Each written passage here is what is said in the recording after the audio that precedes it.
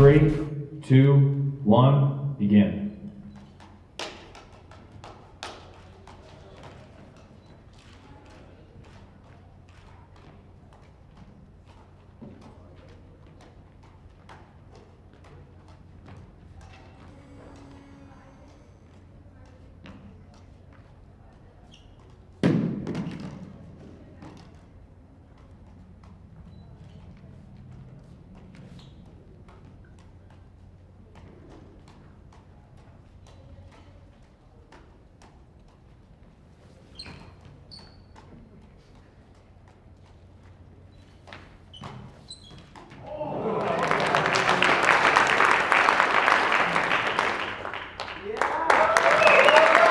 That is Louder Benjaminson. Prepare to begin in 3, 2, 1, begin.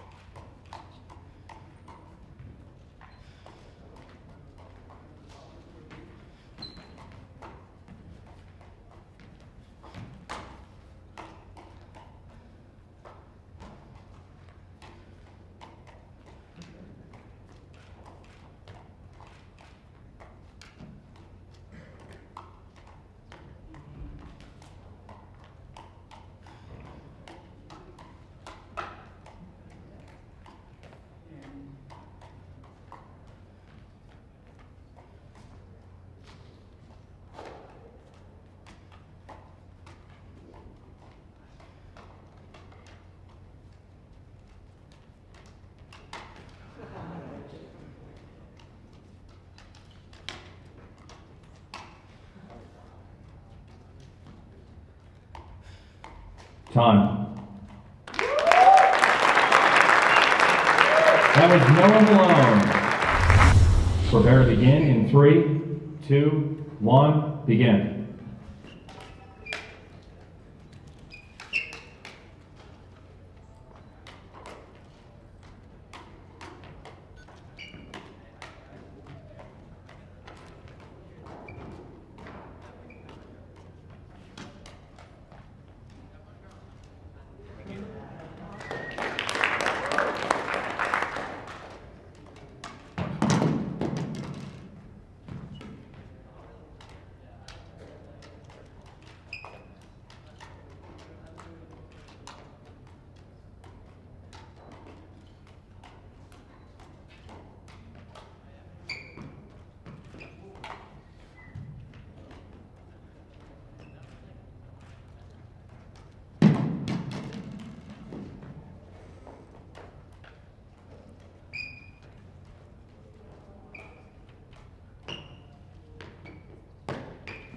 Time.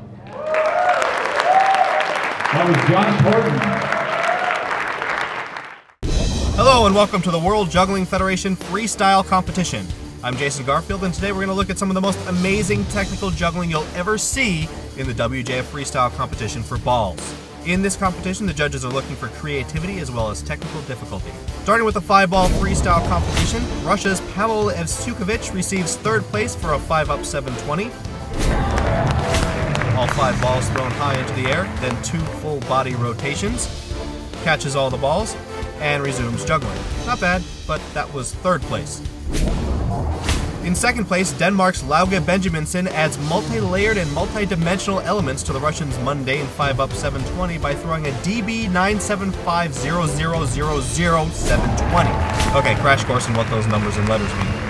Each number represents a particular throw height. The higher the number, the higher the throw. And if it's a letter, then you're into double-digit numbers. So DB 975 are all thrown at different heights, and each subsequent height throw one relative throw height lower than the throw that preceded it.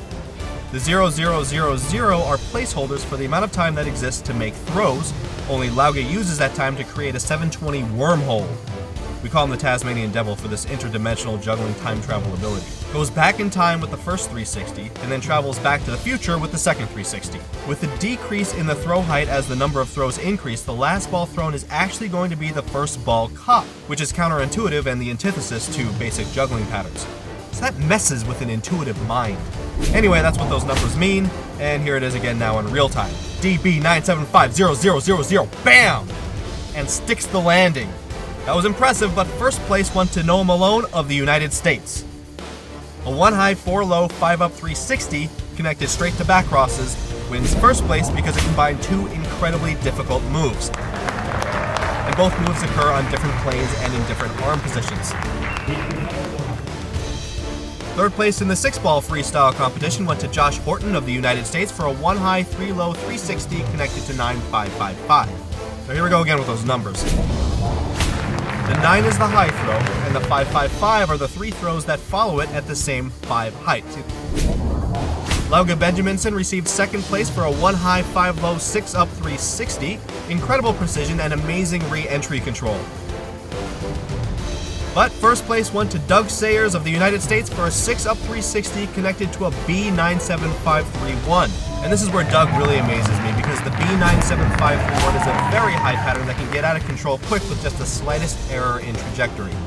But not only do all the balls come right back to his hands, but he resumes a flawless 6-ball pattern with each ball following its own path in a slight inside to outside arc. Just a beautiful 6-ball pattern made even more impressive by the fact that it followed an incredibly risky move. Okay, get ready for craziness now in the 7-ball freestyle competition. Third place went to the Russian again for his impression of a donkey trying to get a fly off its back. Second place went to Doug Sayers for 7 continuous back crosses, the first time this has ever been achieved in competition.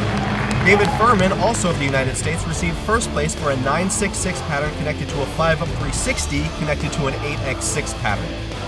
Don't worry about the 8x6 notation for now. Just know that this is what 8x6 looks like. And that concludes the World Juggling Federation Ball Freestyle competition.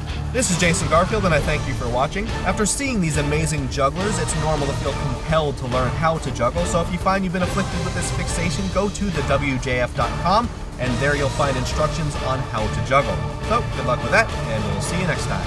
This has been a production of the World Juggling Federation. All rights reserved. Don't jack our nuggets. Hello and welcome to the World Juggling Federation Freestyle Competition. I'm Jason Garfield, and today we're going to look at some of the most amazing technical juggling you'll ever see in the WJF Freestyle Competition for rings. In this competition, the judges are looking for creativity as well as technical difficulty. Starting with the 5-ring freestyle competition, Denmark's Lauge Benjaminson received third place for a 3 up 1080, which coincidentally is Lauge's handle, 1080. We call him Lauge 1080 Benjaminson, or 1080 when we're pressed for time. And that 1080 refers to 3 full body rotations, 3 spins, turns, or 3 360s. One thing they are not are pirouettes, as any dancer will attest to. Well, any knowledgeable dancer. Second place went to Russia's Pavel Evsukovich for this arm roll trick thingy here. Pavel's handle is a little longer than Lauge's. His handle is prize money advance. Red in the United States, first place went to Doug Sayers for a 5 up 360 connected to Pancake Throws, connected to a, wait for it, 3 up 360. Now these are called Pancake Throws. They're called Pancake Throws because if you were going to juggle pancakes, this is probably what it would look like. In the 6-ring freestyle competition, Argentina's Caio Stevanovic secured his third place infamy with 5 out of 6 possible minimum overhead throws. I guess the judges lost count, or there wasn't a better third place contender. Second place went to the United States, part of America's Josh Horton for this 4 up multiplex followed by a 4 up synchronous 360. And first place went to 1080 for a 4 up 720. Not quite living up to his handle there. Only 2/3 the respect his handle demands, but still wins first place with 1/3 left in reserves. Okay, one more ring now and the moves are not going to last nearly as long. Prize money advance receives third place for another impression of a irritated donkey. Second place goes to Argentina as Stevanovic manages 9 throws of a full reverse. Not quite crossing all the throws, but crossing his arms to make sure they went to the opposite hands. If that continued, it might have turned into a passing zone pretzel. Doug Sayers takes first place with a basic yet difficult 5 up 360. Doesn't qualify the pattern after the 360, but in the freestyle competition, the judges have the right to forego some of the short program requirements for move qualifications if they feel enough difficulty was present to surpass the other competitors. And apparently they felt the 7-ring 5 up 360 into a non-qualifying pattern was better than 9 throws of a full reverse, which also is not a qualification of the pattern. And much, much better than the irritated donkey kick. So Doug Sayers takes home 2 first place wins in the ring freestyle competitions, and 1080 takes first place in the 6-ring freestyle competition. And that concludes the freestyle competition for rings. This is Jason Garfield, and I thank you for watching. After seeing these amazing jugglers, it's normal to feel compelled to learn how to juggle, so if you find you've been afflicted with this fixation, go to the WJF.com and there you'll find instructions on how to juggle. So good luck with that, and we'll see you next time. This has been a production of the World Juggling Federation, all rights reserved, don't jack our nuggets. Hello and welcome to the World Juggling Federation Freestyle Competition. I'm Jason Garfield, and today we're going to look at some of the most amazing technical juggling you'll ever see in the WJF Freestyle Competition for clubs. In this competition, the judges are looking for creativity as well as technical difficulty. Starting with the 5-club freestyle competition, Argentina's Caio Stevanovic received 3rd place for a 6x4 pattern connected to a 3-up 360 connected to 2 flats, a double, a half rotation, a single, a flat, colliding with the single, turning it into a double, and the list goes on. Most of that was planned. Well, the part before it didn't sound like it was. And all of it received 3rd place. By the way, 6x4 is a mathematical notation for this 5-club pattern where the high throws cross and the low throws do not cross. 6 is a specific height and the X means it crosses. Even numbers normally don't cross. You know what, never mind. It's too complicated. I'm sensing that you're starting to muse over the expiration date of your chicken. Moving on to 2nd place, American Doug Sayers earned this placement with a 3-up 360 out of back crosses. A 360 is a full body rotation. Back crosses are throws that are thrown behind the back. Combine the two together, and you get a 3-up back cross 360. But 1st place went to a different American. John Brady swept the 5-club freestyle competition with an under-the-leg back cross combo. In the 6-club freestyle competition, Caio Stevanovic received 3rd place for 6 front parallel throws, breaking up the symmetry with a high last throw and a 360 under that one last throw. Josh Horton takes 2nd place with 8 synchronous throws in singles. Very difficult to control the rotation and prevent them from over-rotating and hitting each other since 6 clubs is 3 in each hand. Not much room there in that little hallway of space you have to fit them all in. I love watching even patterns, I hate doing them.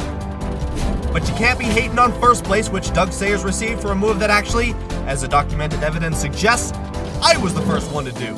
Yes, I did this. I'm not just a commentator, I'm also a kick-ass juggler from the 80s, 90s, and a good portion of the preceding years of the 21st century. Not most of it, but the beginning of it, before I started commentating. But I never did this move in competition, and Doug did, therefore I dig Doug. All 6 clubs thrown behind the back, out of 6 clubs, and that looks very pretty. I'd like to see him re-enter the pattern at some point. I think he has the control for it. Maybe next year. And that concludes the freestyle competition for 5 and 6 clubs. This is Jason Garfield, and I thank you for watching. After seeing these amazing jugglers, it's normal to feel compelled to learn how to juggle, so if you find you've been afflicted with this fixation, go to the WJF.com, and there you'll find instructions on how to juggle. So good luck with that, and we'll see you next time. This has been a production of the World Juggling Federation. All rights reserved, don't jack our nuggets.